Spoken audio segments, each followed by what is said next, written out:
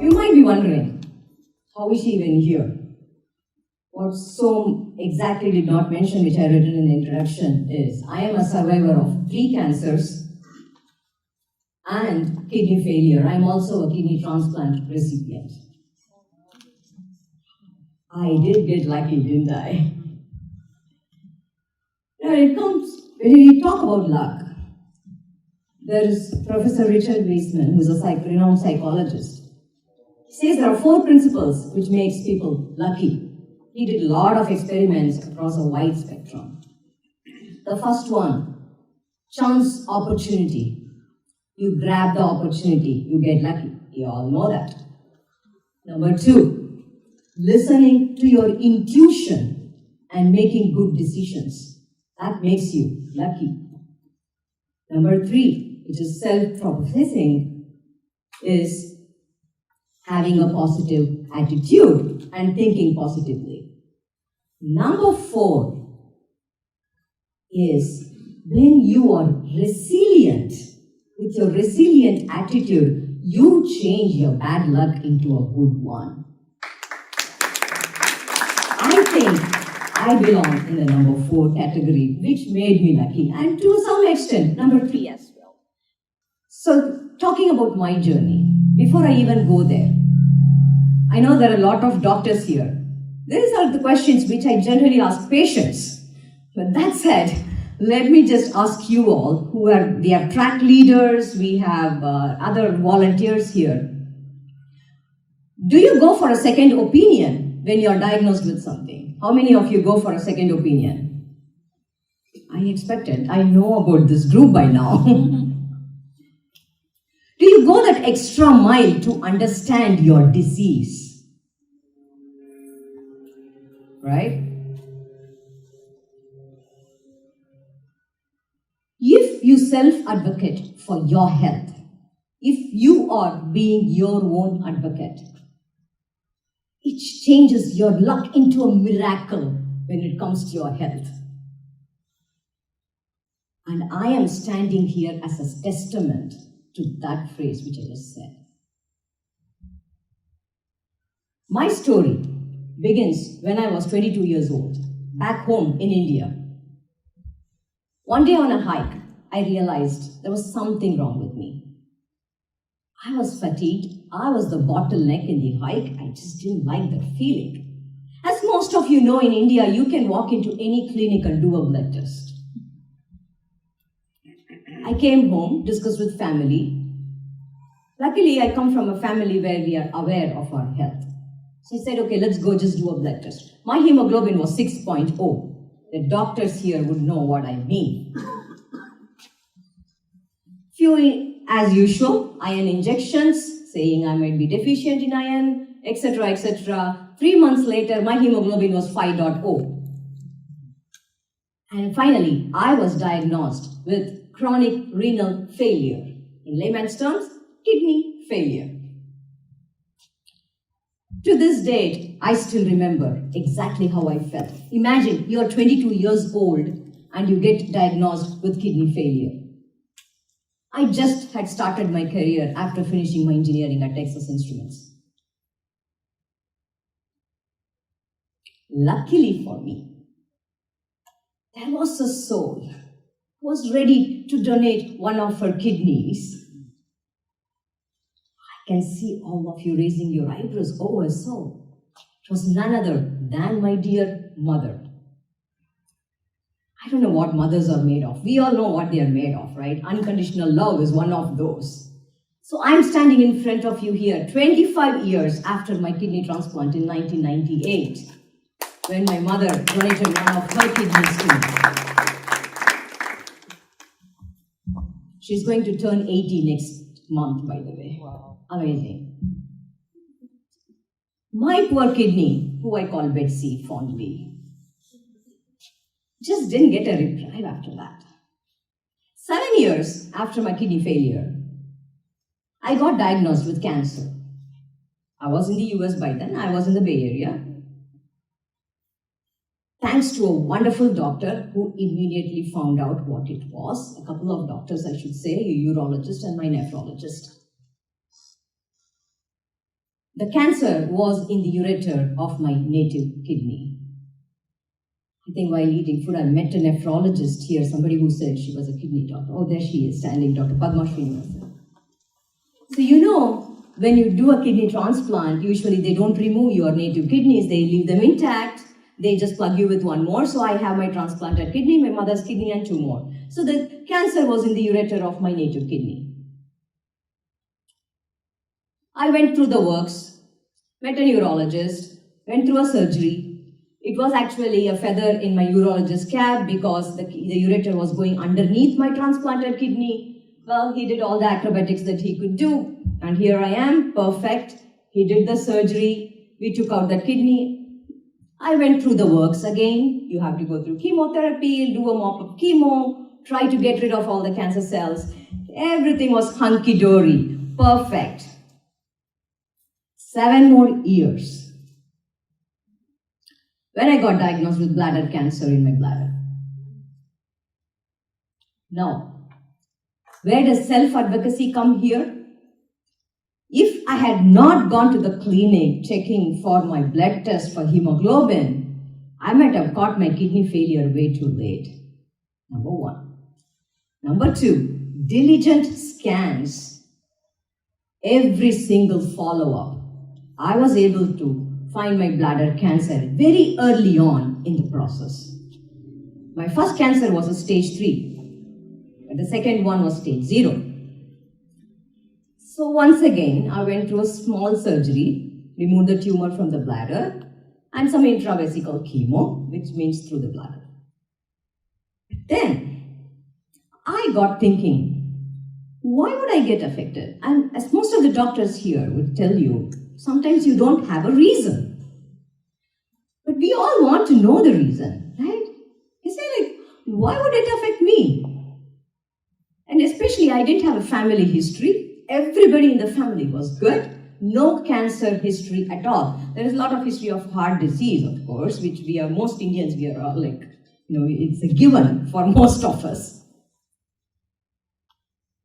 So then I went on researching. At that time, this was in 2011. I started researching a lot Google was my best friend, but I am not someone who just reads articles in Google. I really try to look for PubMed, real papers, to see if I can find something.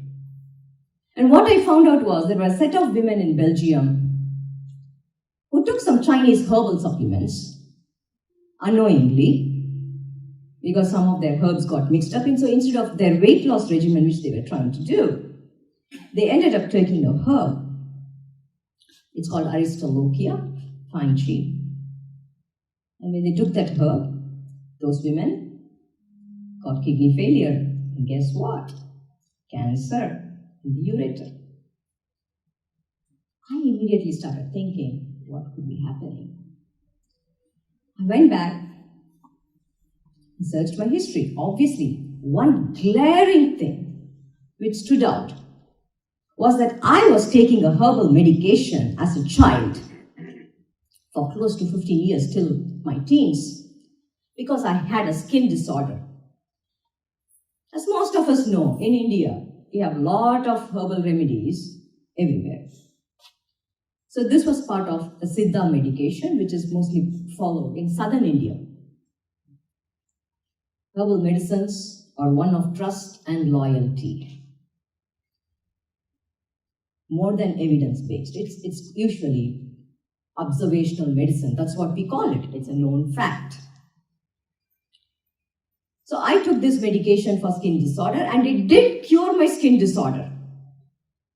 In fact, it is called vitiligo, which is white patches all over your body, and it cured me. I am fine right now, no disorder, but unfortunately, it resulted in my kidney failure. I'll tell you why. So the herb I took was called Aristolochia indica. It's the Indian variety of the same herb family. You can just go Google it, Aristolochia indica. Wikipedia will tell you it's nephrotoxic and carcinogenic. Until today, it is widely used in many herbal concoctions everywhere in the world, especially in Asia, as we know. This is one of the main reasons why I wrote my book, My Race Against Death. And I've released it in India as well. So I came to know the reason. This again goes back to what I was saying, self-advocacy. So the moment I found this out, I went and did a preventive surgery to remove my second native kidney because that had also seen copious amount of that herb. So I did remove that. So a lot of surgeries. I thought everything was good. A couple of years later, boom, angiosarcoma in my liver. I don't remember, I don't think there is an oncologist here today. Angiosarcoma is sarcoma in your blood vessels. It's one of the rarest of the rarest of the rarest cancers. Sarcoma itself is rare, and among sarcomas, angiosarcoma is very, very rare. I'm part of a angiosarcoma support group in Facebook, because of which I have learned a lot about it. It affects 1 per million in the US per year. It's like that rare. I don't know why I got it, because it doesn't gel with my story of the other cancers. That one has a very clear history to it, whereas angiosarcoma, it could be because of my immune suppression. So I went through a major surgery, liver, I had one more scare. So my right lobe of liver is gone. Luckily, liver is the only organ that grows back. I am sure most of you know that. It's the only organ. I got lucky. Because once again, I was doing follow-up scans, being my own self-advocate. I was able to catch it early enough. In my liver angiosarcoma, till today, I have not met anyone who has survived. Unfortunate.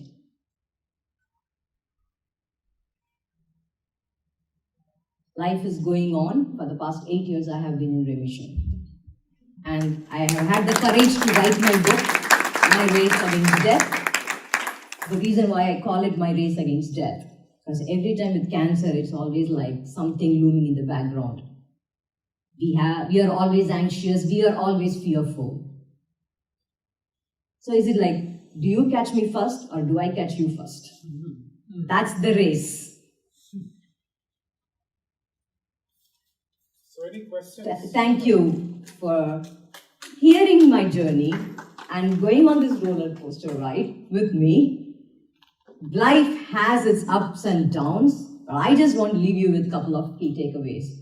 Advocate for yourself.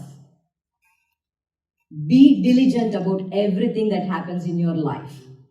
And number 2, which I say right in front of my book, I am not my disease. So remember, you are not your disease. Life is a journey. Don't let the disease define you. And I'm so happy that whatever you guys are doing with the wellness scheme is exactly what I have been wanting to convey to people. Be your own advocate. Look after your health. My take is this. Regardless of whether it's a pharmaceuticals or a herbal concoction, whatever it might be, I think the onus is still on me to research and ensure that I am taking something that is not toxic to me. That's what I am trying to convey. It's like the self-advocacy. It can be pharmaceuticals, it could be anything that we are ingesting. Just be aware. In fact, drug interactions. Let me just give a quick example. I'm sorry, I'm taking your time. Drug interactions. Once again, as a self-advocate, I went and did a calcium CT score.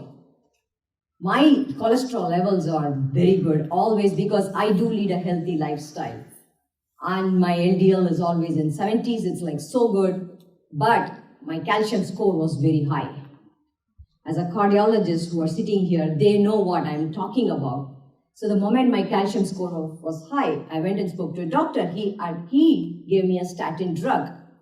But it so happens that that statin drug interacts with another drug that I'm taking for my immune suppression. The pharmacist refused to give me that drug at that dosage, and he sent it back saying, he sent a note to the doctor saying, you cannot give it. Now, suppose if the pharmacist had not notified, it may have had effect, it may not have had effect. I don't know.